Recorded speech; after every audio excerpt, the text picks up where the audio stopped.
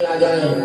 सभी भाई बहन बड़े बुजुर्ग सभी घर के व्यक्ति और जहाँ तक आवाज जा रही है सभी भाई लोग आमंत्रित हैं श्री रामचरित मानस की आरती का प्रसाद लेने के लिए।